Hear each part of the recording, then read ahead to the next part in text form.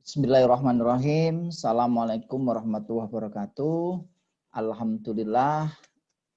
Alhamdulillahirabbil alamin. Segala puji bagi Allah Tuhan Yang Maha Esa. Pada malam hari ini kita bisa bersilaturahmi, berkumpul untuk melaksanakan pembelajaran transformasi digital. Mohon maaf beberapa minggu ini tidak bisa aktif di Vicon, tapi memang kita nanti Vicon nggak terlalu lama ya, jadi nanti Vicon itu saya batasi karena kebijakan dari jurusan itu maksimal 4 kali. Kita sudah Vicon berapa kali ini?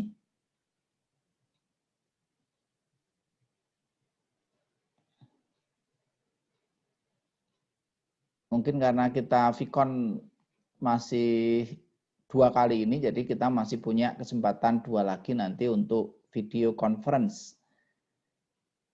Untuk materi ya, kemarin sudah saya upload di Google Classroom dan beberapa sudah saya upload di Bismart. Nah, silakan nanti bagi yang Anda sudah daftar di Bismart belum ya? Saya cek di aplikasi Bismart belum pada daftar ya. Kalau yang di Google Classroom itu sudah masuk 35 siswa ya. Jadi nanti sudah saya cek di sini sudah masuk ya. Mulai dari yang paling awal itu ini karena tidak disorting berdasarkan NIM ya. Jadi nanti paling saya bisa mengurutkan berdasarkan nama depan. Nama depan mulai dari Mas Adam sampai terakhir Mbak Yuli Dwi Saputri. Semoga Anda sudah masuk di Google Classroom. Dan yang berikutnya itu nanti juga silakan Anda masuk di Bismart atau e-learning-nya UNY. Karena mungkin saya ngeditnya untuk materi kadang-kadang saya ngedit di Google Classroom. Terkadang saya ngeditnya di Bismart. Jadi mana yang duluan supaya nanti Anda bisa melakukan update informasi berkaitan dengan mata kuliah ini. Nah, pada hari ini saya akan menyampaikan materi tentang media sosial dan jejaring sosial. Ini materinya yang saya sampaikan tidak harus urut karena semua materi nanti saya upload karena ini mata kuliah baru. Sehingga dari sisi konten ini juga masih belum lengkap. Saya masih belum menyelesaikan semua materi yang akan saya ajarkan untuk mata kuliah ini. Karena ini ada mata kuliah yang sifatnya MKU, saya juga harus berkoordinasi dengan teman-teman yang mengajar lain supaya nanti materinya tidak jauh berbeda antara mahasiswa yang satu dengan mahasiswa yang lain. Antara program studi yang satu dengan program studi yang lain. Nah, hari ini kita masuk materi yang keempat, yaitu tentang media sosial dan jejaring media. Mungkin materi 1 sudah saya sampaikan, 2 sudah ya, karena saya gabung antara materi 1 dan 2. 3 itu juga nanti silakan Anda lihat di Bismart ataupun di Google Classroom. Nah, ini materi yang keempat, yaitu media sosial dan jejaring media. Kita mulai saja. Untuk materi ini kita awali dengan latar belakang. Kenapa sih kita perlu mempelajari tentang media sosial dan jejaring sosial? Seperti nama mata kuliah ini yaitu tentang transformasi digital. Jadi kita sekarang sudah memasuki era digital, era revolusi industri 4.0, di mana teknologi internet itu menjadi sesuatu yang sangat penting. Hampir semua orang itu terkoneksi dengan teknologi internet. Sehingga setiap orang bisa mengakses teknologi ini dengan cepat dan mudah. Selain itu, ya, inovasi-inovasi di bidang media sosial memungkinkan seseorang itu bisa berkomunikasi dengan orang lain dalam jejaring sosial. Nah, secara garis besar, apa yang dimaksud dengan sosial media dan jejaring sosial? Yaitu adalah sesuatu sistem yang mengacu pada media untuk terkoneksi dengan banyak orang tanpa adanya halangan waktu, tempat ya untuk berbagi sesuatu dalam mengungkapkan sebuah pendapat secara online. Ini kira-kira gambaran umum tentang media sosial dan jejaring sosial. Nah, jejaring sosial dan media sosial itu mempunyai perbedaan ya. Terletak pada apa? Terletak pada medianya. Sosial media itu kalau kita definisikan itu adalah suatu media interaksi online. Jadi di sini yang dimaksud dengan sosial media itu adalah media online. Walaupun sebenarnya media sosial tidak harus online. Tetapi di era revolusi industri 4.0, di era digital ini yang dimaksud adalah interaksinya secara online. Yang meliputi apa saja, bisa dalam bentuk blog, forum, bisa aplikasi chat, ya, sampai dengan aplikasi jejaring sosial. Nah, di dalam media sosial, biasanya nanti pengguna itu akan mengunggah atau mengupload. Apa yang diupload? Seringkali yang diupload itu adalah foto. Selain foto ada video. Bisa juga dalam bentuk podcast. Bisa juga dalam bentuk slideshow. Bisa juga dalam bentuk sekarang itu kayak TikTok ya. Video tapi kontennya agak berbeda. Jadi ada bermacam-macam. Orang yang membuat konten video tetapi dengan mengedit ya sehingga menjadi sesuatu yang menarik. Contoh yang sekarang lagi tren, orang ceramah ya, suaranya diambil, gayanya nanti ditirukan oleh seorang yang mungkin wanita cantik atau mungkin pria yang biasa ya. Nah, ini nanti ini menjadi tren sekarang. Contoh media sosial yang banyak sekali penggunanya itu adalah YouTube. Tempat untuk mengunggah video. Nanti kita lihat banyak sekali. Nah, sedangkan jejaring sosial mengacu pada situs atau website yang digunakan sebagai tempat berkumpulnya banyak orang tanpa pembatasan dan memiliki jalur ikatan seperti keluarga, teman, rekan bisnis, dan lain sebagainya. Nah, contoh jejaring sosial yang seperti ini ya paling populer Facebook.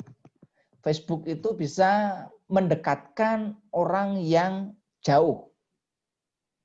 Saya dengan teman-teman alumni SD, SMP, SMA yang dulu nggak pernah ketemu, sekarang bisa ketemu tiap hari. Lewat Facebook, ya, lewat WhatsApp group, lewat Instagram, lewat Twitter, dan lain sebagainya. Twitter, ya, Pet, Tumblr, ya, dan lain sebagainya. Itu nanti contoh-contoh untuk jejaring sosial. Nah, yang melandasi kenapa media sosial ini sangat populer.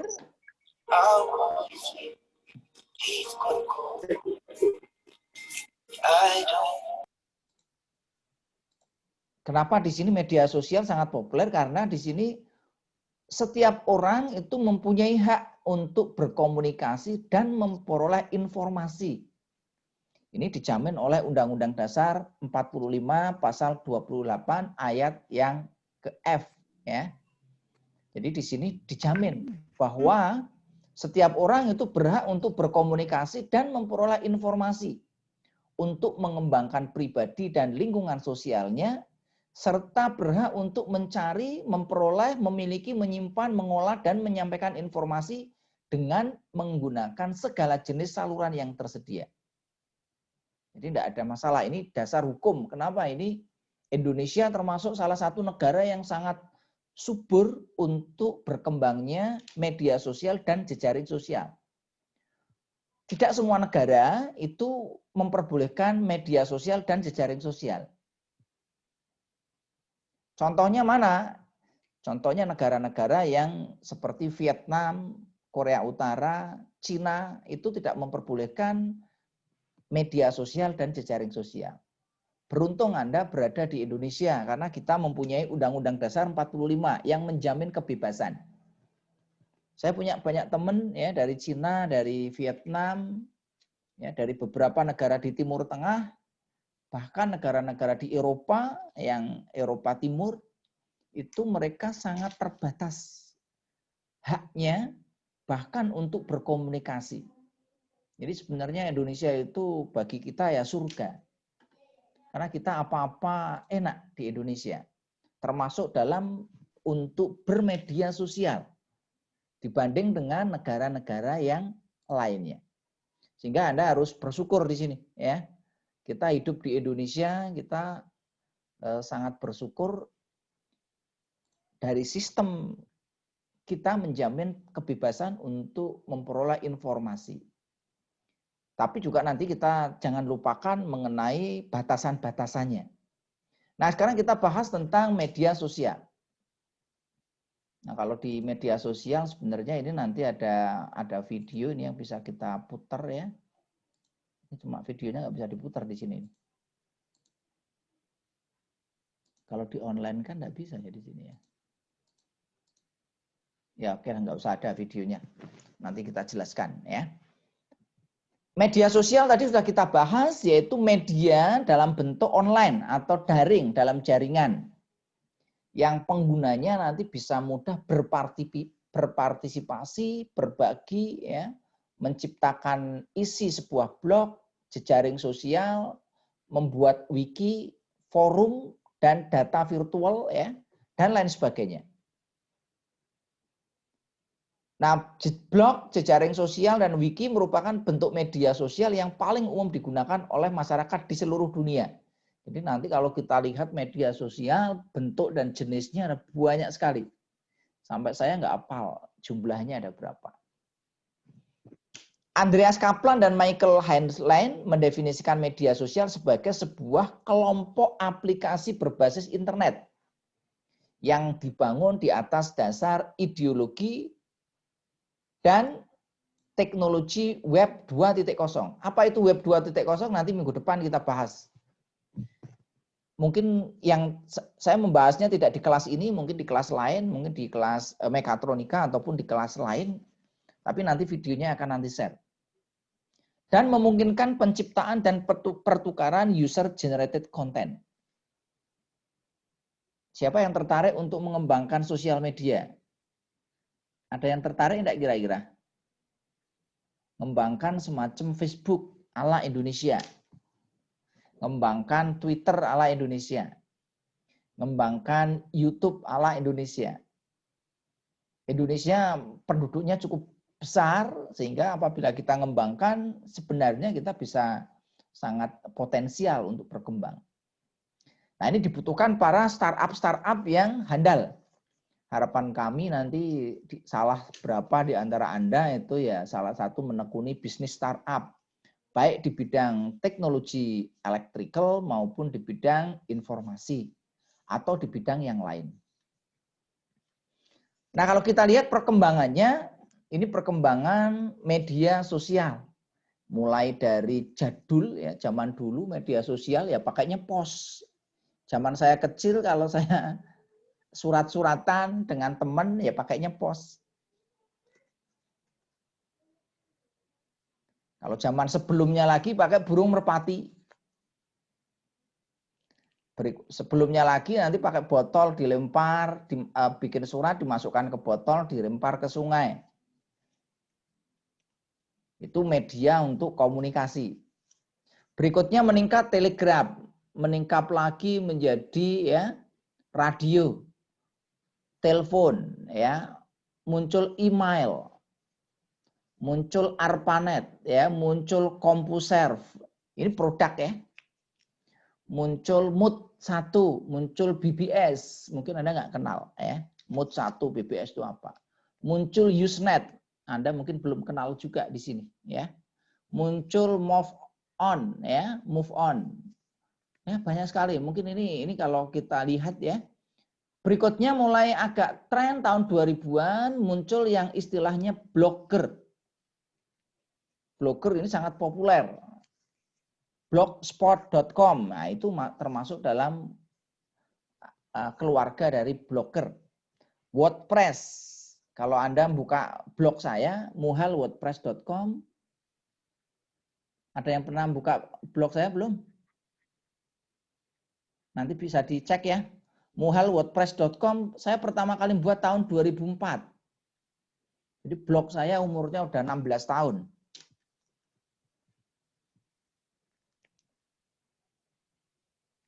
Saya pertama kali nulis artikel tentang komputer itu tahun 2003. Saya terbitkan di majalah ilmukomputer.com.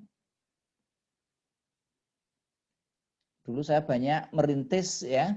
Ilmukomputer.com itu adalah komunitas.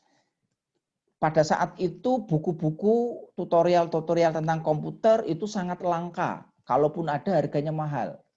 Nah dulu ada teman lulusan dari Jepang yang menginisiasi mendirikan ilmukomputer.com ya, mengajak teman-teman yang mempunyai keahlian untuk menulis artikel untuk tutorial. Tahun 2003 itu sangat populer. Sehingga siswa-siswa zaman itu kalau mau belajar komputer enggak usah beli buku. Cukup download di ilmukomputer.com. Sekarang mungkin sudah obsolete ya. Sudah tidak terlalu dipentingkan karena semua orang sudah bisa komputer. Berikutnya muncul Napster ya. Muncul Wikipedia, muncul Friendster. Sekarang sudah mulai agak tergantikan ya. Muncul Delicious, muncul MySpace, muncul Facebook, ya, muncul Second Life, muncul Flickr. Ya, ini sampai sekarang saya juga masih pakai Flickr. Ya. Muncul Twitter, muncul YouTube, dan lain sebagainya. Sampai yang terbaru sekarang ada Instagram. Ya, nah, yang terbaru malah saya nggak hafal, kalah dengan Anda. Ini adalah perkembangan media sosial. Nah, cirinya apa media sosial itu? Yang pertama kaitannya dengan konten. Jadi media sosial, konten yang disampaikan, dibagikan kepada banyak orang. Ya. Kontennya tadi bisa gambar, foto, ya. Bisa podcast, bisa video, bisa editing video maupun yang lain. Animasi. Isi pesan muncul tanpa penghambat. Ya, jadi kalau di ini ya tanpa penghambat, nggak ada penghambat. Konten dapat diterima secara online, ya, dalam waktu lebih cepat maupun dijadwalkan. Pengguna medsos adalah apa? Bisa kreator, bisa aktor yang memungkinkan dirinya untuk beraktualisasi diri. Atau bisa hanya sekedar user aja, pengguna. Dalam konten medsos terdapat sejumlah aspek fungsional seperti identitas, percakapan atau interaksi, sharing, ya, eksis, relasi, reputasi atau status, dan kelompok atau grup. Ini kaitannya dengan media sosial. Nah, keunggulan dari media sosial apa? Ya? Yang pertama, media sosial itu cepat. Penyebarannya sangat cepat. Booming. Begitu kita sekali post itu cepat. Yang berikutnya ringkas. Simple, sederhana. User friendly. User friendly itu penggunaannya sangat familiar dengan pengguna. Yang berikutnya isinya padat. Media sosial juga mampu menciptakan hubungan yang lebih intens dan memberikan kesempatan yang lebih luas kepada user untuk berinteraksi dengan stakeholder. Apa itu stakeholder? Stakeholder adalah pihak-pihak yang terkait. Nah, ini hampir semua perguruan tinggi, program studi juga mengembangkan media sosial. Jangkauannya luas dan global, jadi tidak hanya lokal tetapi global, mendunia. Contoh sederhana, jurusan kita UNY bisa menginformasikan program kepada semua mahasiswa secara cepat tanpa hambatan geografis. Ada mau berada di mana, kita informasikan cepat sekali. Termasuk perkuliahan masa pandemik, ya itu cepat sekali. Yang berikutnya ada terukur dan terkendali. Mempunyai fitur sistem tracking sehingga bisa di-track ya. Kita ngirim posting itu sudah sampai atau belum. Pengguna dapat mengendalikan dan mengukur efektivitas informasi. Ini efektif enggak informasinya? yang diberikan melalui respon balik serta reaksi yang muncul. Jadi kalau kita ngirimkan tweet, ya, itu nanti responnya seperti apa? Cepat sekali. Ini keunggulan dari media sosial. Nah, fungsinya untuk apa media sosial? Fungsinya sangat banyak, ya. Bisa menghimpun opini publik terhadap suatu kebijakan atau masalah. Mempengaruhi dan memotivasi diskusi masyarakat terhadap yang terkait langsung dengan program, ya, baik dari Pemprov, dari perguruan tinggi maupun dari pemerintah maupun dari suatu perusahaan. Mudah menyebarkan informasi dengan memanfaatkan saluran informasi yang tersedia. Mampu membentuk dan membina hubungan komunikasi di luar batas, ya. Mampu menghimpun data, masukan, pendapat, dan kritik yang membangun demi kemajuan program pembangunan. Ini fungsinya. Walaupun sekarang banyaknya kritiknya bukan membangun, tapi kritiknya apa? Nyinyir. Nah, ini jangan sampai mahasiswa UNJ nanti mengkritik tetapi nyinyir, menghina, melecehkan. Nah, ini jangan sampai. Ini fungsi media sosial. Nah, di era keterbukaan informasi, ya, berita tidak lagi berasal dari mainstream. Yang berita mainstream itu apa sih? Ya, mainstream itu kalau di Indonesia ya jelas. Detik, itu mainstream. Kompas, Media Indonesia, Metro TV, TV One, Berita Satu, dan lain sebagainya. Itu adalah media-media mainstream, media-media utama. Tapi sekarang berita itu bisa berasal dari berbagai macam sumber. Walaupun biasanya masalah kepercayaan, masalah trust. Kalau tidak berasal dari mainstream, biasanya agak diragukan. Berita tidak hanya bersifat searah, bisa dua arah. Bisa berbagai arah. Tidak hanya cuma satu sumber ke yang lain, tetapi bisa dari berbagai macam sumber. Anggota masyarakat dapat menjadi narasumber, maupun pencari maupun penyebar berita.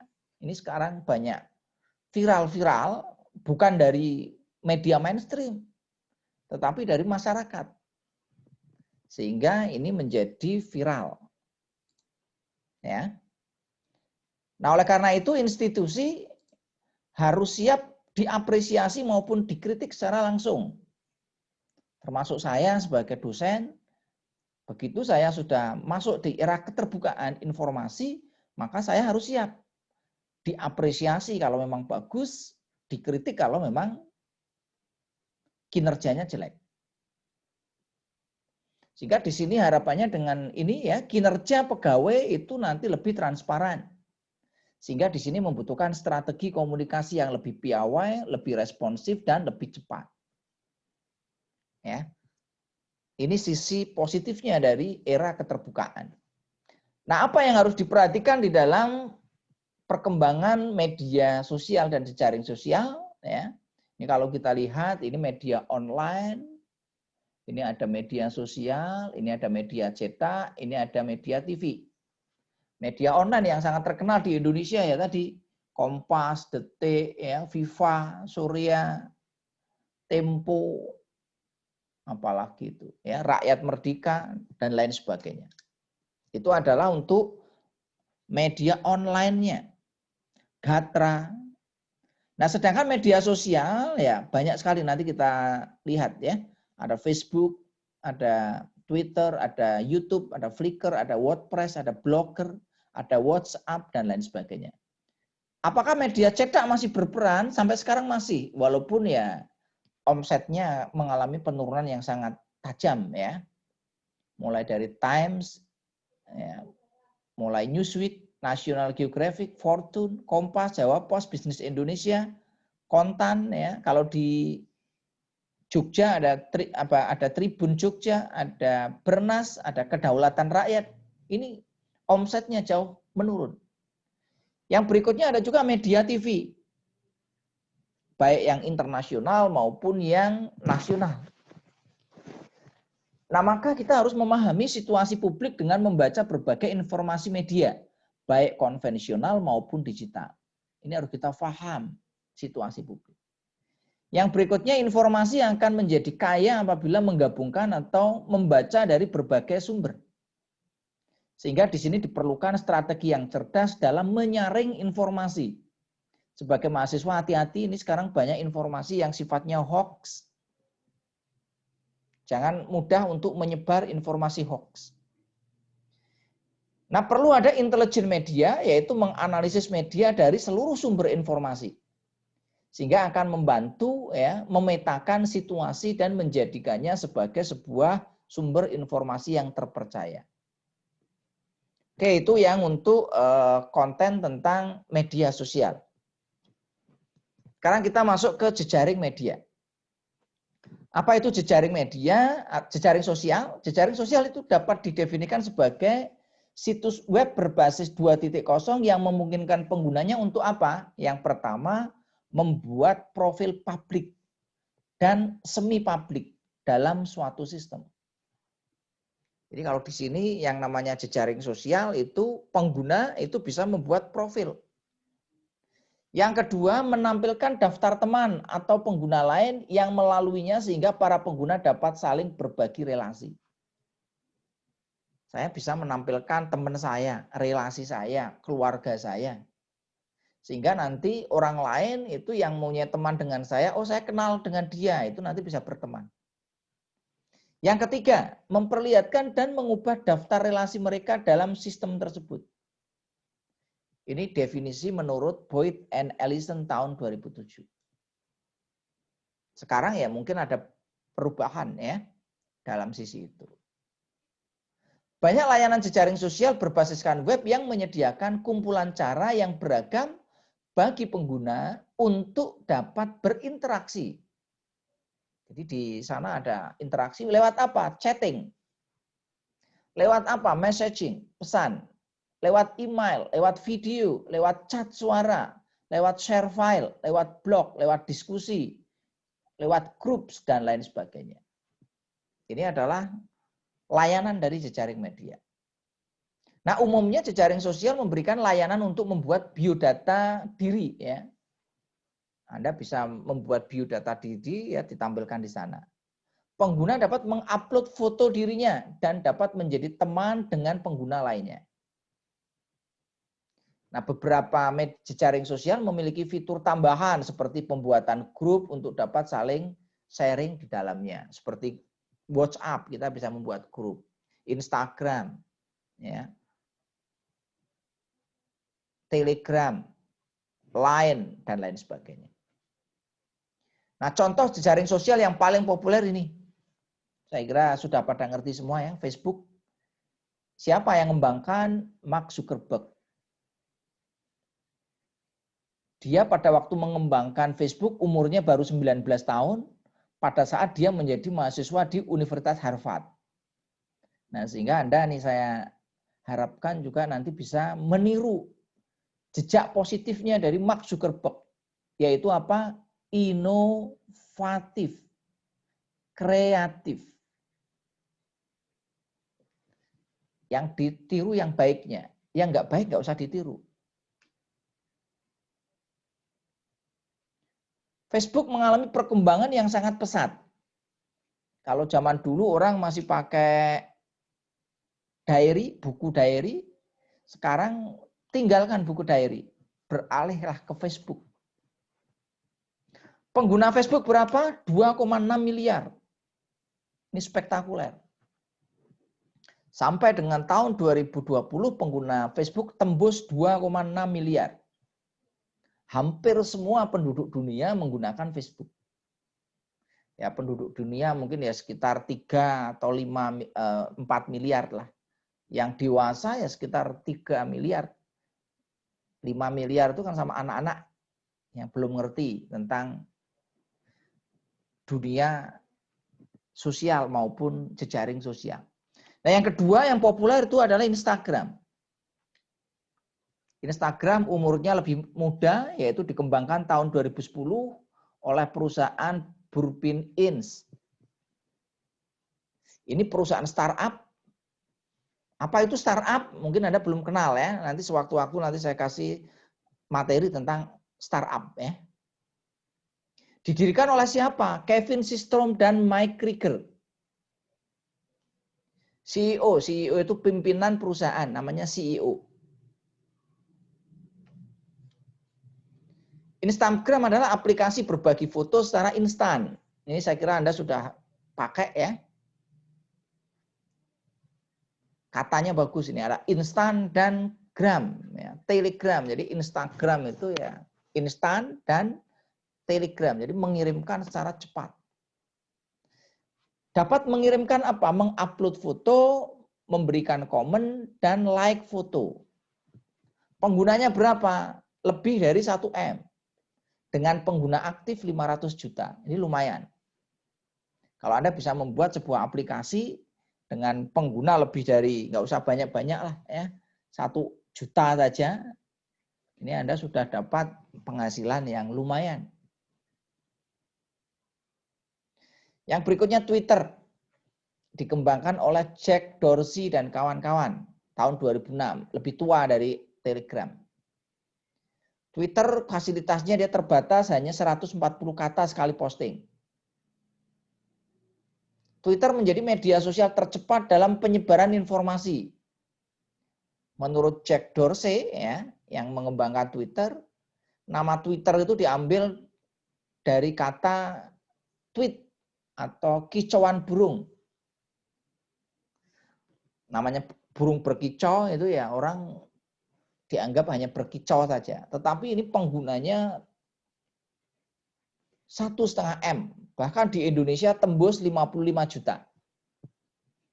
Indonesia termasuk salah satu penyumbang ya anggota partisipan dari jejaring sosial dunia. Nah, dampak positif dan negatif dari jejaring sosial itu apa ya? Munculnya jejaring sosial itu dapat memenuhi keinginan individu untuk berkomunikasi tanpa batas waktu dan ruang. Jadi setiap individu memiliki kekuatan penuh untuk menyuarakan ide dan gagasannya ya dengan adanya media sosial. Jadi di Indonesia benar-benar demokrasinya itu sangat bebas. Tidak seperti di negara-negara lain. Kalau kita mau posting apapun di kita wis bebas, enak sekali. Kalau di negara lain jangankan posting yang aneh-aneh lah. Di Arab Saudi Anda posting simbol dari HTI Anda sudah langsung ditangkap. Karena HTI merupakan organisasi terlarang di Arab Saudi. Di Indonesia kita pakai simbol kayak gitu enggak masalah. Bahkan simbol-simbol yang lain juga enggak masalah. Nazi kita pasang di sini enggak masalah. Di Jerman Anda ngibarkan bendera itu ya kena tangkap. Tidak diperbolehkan. Di Cina apalagi, Vietnam, ya, di Rusia, di negara-negara Eropa Timur, bahkan di negara-negara Amerika Selatan. Nah, akan tetapi media sosial juga mengundang kontroversi, ini dampaknya. Karena berpotensi mempengaruhi pola berpikir seseorang dan membentuk kepribadian individu, khususnya anak-anak. Jadi dengan adanya media sosial, anak-anak bisa terpengaruh arus informasi yang bersifat negatif. Banyak kasus berkaitan dengan pernyataan pribadi yang kerap dianggap mengundang sara. Ya, sekarang hati-hati. Jangan sampai mahasiswa teknik elektro UNJ posting yang berkaitan dengan sara. Sehingga dapat menyebabkan konflik persatuan Indonesia. Nah, kita nggak bisa menyalahkan teknologi, ini bukan salahnya teknologi digital, bukan. Karena seiring perkembangan zaman pasti memiliki resiko. Baik buruknya situs jejaring sosial ya bergantung pada siapa? Pada kedewasaan dan kearifan pengguna untuk menggunakannya secara positif.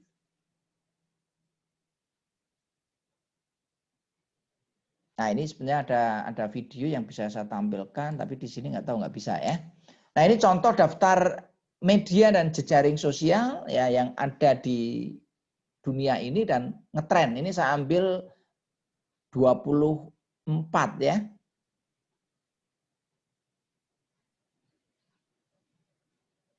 Ini 21 yang saya tulis, bukan 24 ya. Ya, mulai dari Facebook, YouTube, WhatsApp, Messenger, WeChat, Instagram, QQ, Tumblr, Kizone, TikTok, Sina Weibo, Twitter, Reddit, Baidu Tiba, LinkedIn, Viber, Snapchat, Pinterest, Line, Telegram, dan Medium. Ini semua jejaring sosial mainstream ada. Facebook, YouTube, WhatsApp, ya, Instagram, TikTok yang lagi sekarang ngetren, Twitter, apalagi Line, Pinterest, Telegram, ini yang saya pakai ya, yang lainnya nggak saya pakai.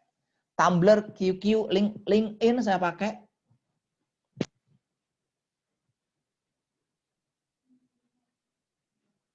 Yang saya pakai tapi tidak ada di sini Flickr ya. Flickr ada tapi nggak ditampilkan di sini. Karena Flickr jarang penggunanya, tidak terlalu banyak ya.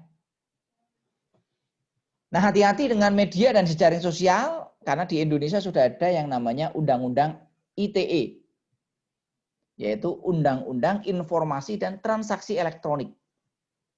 Jadi pada tanggal 27 Oktober ya itu mulai berlaku tentang undang-undang ini.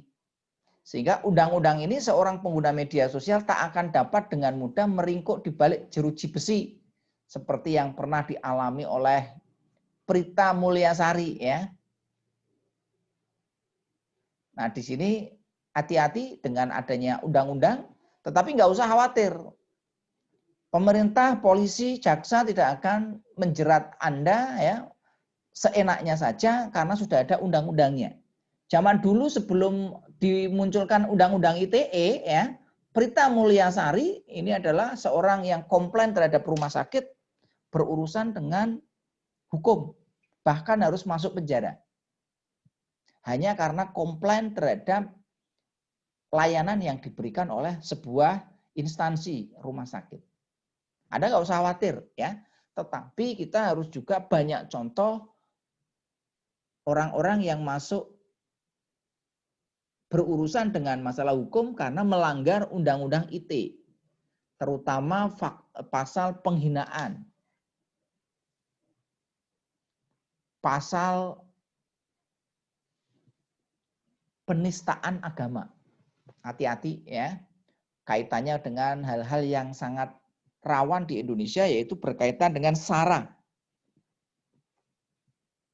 Tidak boleh kita menuliskan, membuat status yang mengandung SARA. Ini hati-hati kalau ada yang melaporkan, kita bisa kena Undang-Undang ITE. Saya kira itu ya untuk materi hari ini. Ya, silakan kalau ada yang mau didiskusikan, ditanyakan ataupun ditanggapi berkaitan dengan materi saya. Silakan saya beri kesempatan kepada semuanya untuk melanjutkan kuliah kita dengan diskusi. Mungkin saya, Pak. Ya, silakan. Mas siapa ini? Saya Karunia Nurdava Ramadan, Pak. Ya, Mas Karunia. Oke, silakan Mas. Ya, berbicara tentang media sosial kan tadi sempat disinggung tentang kasus Prita Mulyasari ya, yang Ya. dianggap menyalahgunakan media sosial. Ya, betul Mas. Nah, kalau dari yang saya lihat, kayaknya undang-undang yang mengatur tentang menyampaikan pendapat di berbagai sarana itu masih cenderung rancu, Pak. Maksudnya kayak tidak spesifik dan kadang kayak kasus-kasus yang sebenarnya tidak termasuk dalam pelanggaran tapi dianggap pelanggaran. Nah, kira-kira menurut Bapak hal itu seperti apa pendapat dari Bapak sendiri? Terima kasih.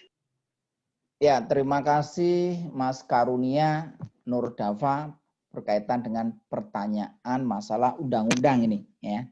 Ini terus terang saya kalau undang-undang ITE-nya juga belum baca secara mendetail karena tidak ada kaitan dengan bidang keahlian saya ya. Kalau bidang keahlian saya kan electrical industry.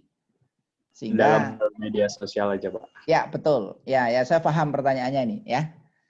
Secara mendalam saya memang belum baca secara mendetail ya untuk undang-undang ITE ya, tetapi secara garis besarnya ya. Sebenarnya undang-undang ITE itu ada dua manfaat. Ada dua mata sisi, bukan dua manfaat ya. Ada dua mata sisi, yaitu sisi positif dan sisi negatif. Jadi setiap sesuatu kebijakan mesti ada dua sisi pandangan ya, dari sisi pandangan positif dan negatif. Kalau dari sisi positifnya itu undang-undang ITE itu yang pertama tadi menghindari kasus-kasus seperti Prita Mulyasari itu terjadi ulang. Mungkin Anda kasus Prita Mulyasari Anda masih kecil ya, belum tahu ya. Tapi kalau yang sering baca berita ngerti Prita Mulyasari. Prita Mulyasari itu adalah seorang pasien ya yang mendapatkan perlakuan dari rumah sakit ya dan merasa bahwa pelayanan dari rumah sakit itu tidak sesuai dengan yang menurut Prita itu seharusnya didapatkan. Nah, karena dia tidak merasa puas dengan pelayanan yang ada di rumah sakit, ya, dia mungkin sudah komplain ke rumah sakit tetapi belum ditanggapi, terus dia menuliskan pengalaman itu pada blognya dia. Dan kebetulan juga diceritakan kepada temannya. Nah, temannya ini yang karena diceritakan seperti itu menjadi viral. Nah, pada zaman itu tahun 2009 belum ada undang-undang yang mengatur masalah tentang transaksi elektronik. Rumah sakitnya nggak terima. Sehingga merasa rumah sakitnya itu dicemarkan nama baiknya, sehingga menuntut kepada Prita Mulyasari untuk membayar denda ya, dan juga harus berurusan dengan hukum. Pada saat itu para netizen langsung bertindak untuk mengumpulkan dana ya, untuk membayar dendanya itu. Nah, ini sisi negatifnya karena belum ada undang-undangnya, sehingga pihak-pihak yang mempunyai power yang besar seperti orang yang bisa memperkarakan kan berarti punya modal besar. Kalau mahasiswa mungkin untuk menuntut orang mikirnya 10 kali. Karena harus membayar lawyernya, ya, harus bayar tim hukumnya, harus menyempatkan waktu untuk datang ke sana sebagai saksi dan lain sebagainya. Jadi kalau kita mau nuntut seseorang itu tidak mudah. Tapi kalau yang punya power, rumah sakit besar, ya, terus institusi besar itu ya tidak ada masalah. Nah itu dengan adanya undang-undang ITE itu sisi baiknya sudah ada batasannya. Mana-mana yang bisa dituntut dalam segi hukum. Nah sisi negatifnya, sekarang sisi negatifnya. Sisi negatifnya memang yang namanya undang-undang ITE itu karena saya bukan orang hukum, kadang-kadang bahasa hukum itu tidak sejelas seperti bahasa orang teknik. Bisa difahami ini ya. Maksudnya tidak sejelas orang teknik itu seperti apa? Kadang-kadang bahasa hukum itu multitafsir. Kalau di bahasa teknik Anda mempelajari tentang ilmu teknik digital, Anda baca buku saya ya sangat-sangat jelas. 1 tambah 1 dalam bilangan biner itu sama dengan berapa itu jelas. Kalau dalam sistem bilangan desimal itu sama dengan 2. Kalau dalam bilangan biner itu 1, 0. Nah itu adalah untuk ilmu eksak. Tetapi ilmu hukum itu adalah ilmu sosial. Kadang-kadang bahasanya itu tidak mudah dicerna oleh orang awam.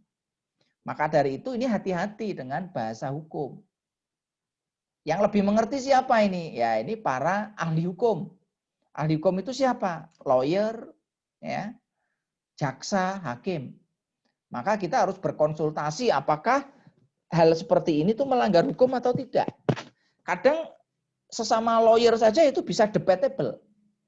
Contoh saya menuliskan status, ya misalkan saya menuliskan status tertentu, apakah ini menyinggung SARA atau tidak, itu bisa debatable.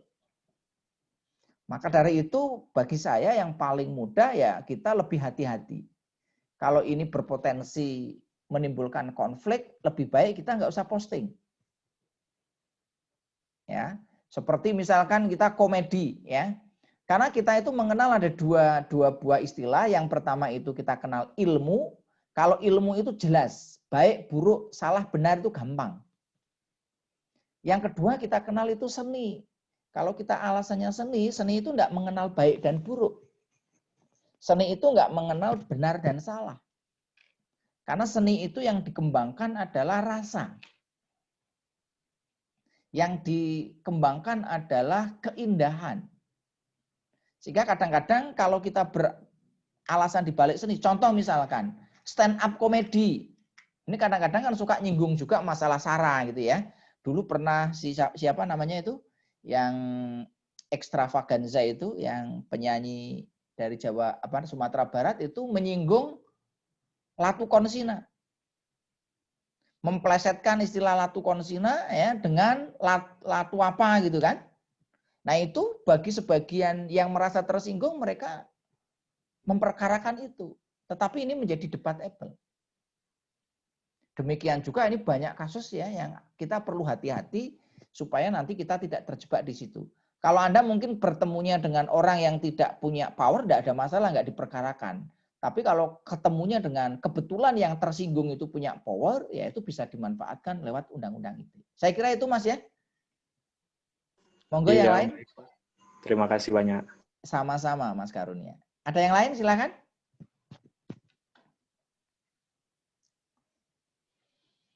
Ya ini untuk hati-hati ya, kita sebagai pengguna media sosial banyak positifnya, tetapi juga kita perlu menghindari hal-hal yang tidak perlu. Membuat konten-konten yang tidak perlu. Membuat mungkin istilah viral sekarang, ada pepatah Arab yang mengatakan, kalau Anda ingin terkenal ya, kencingi aja air zam-zam. Itu pepatah ya. Artinya apa? Ya kalau kita ingin terkenal ya membuat sesuatu yang viral. Yang viral itu apa? Kalau orang Arab ya kencing aja di air zam-zam. Air zam-zam itu kan tempat buat minum. Kalau Anda kencingi ya ada geger. Ini sama kalau di Indonesia pengen viral ya. Cara gampangnya kita bisa membuat sesuatu yang lucu. Bisa membuat sesuatu yang wow. Nah, wow-nya itu harus yang positif, jangan tadi mengencingi air zam-zam. Ya. Nah, ini yang perlu kita perhatikan supaya nanti ke depan kita menjadi lebih baik. Silakan kalau ada. Kalau tidak ada, saya cukupkan sampai di sini ya. Semoga apa yang kita bahas ini ada manfaatnya ya. Karena sudah menunjukkan waktu 8.48, sudah 45 menit lebih ya. Marilah kita tutup untuk kuliah pada malam hari ini dengan membaca hamdalah bagi yang beragama Islam, bagi yang beragama lain menyesuaikan. Alhamdulillahirabbil alamin ya. Wallahul muwaffiq ila aqwamit thoriq. Assalamualaikum warahmatullahi wabarakatuh. Waalaikumsalam warahmatullahi wabarakatuh. Waalaikumsalam warahmatullahi wabarakatuh.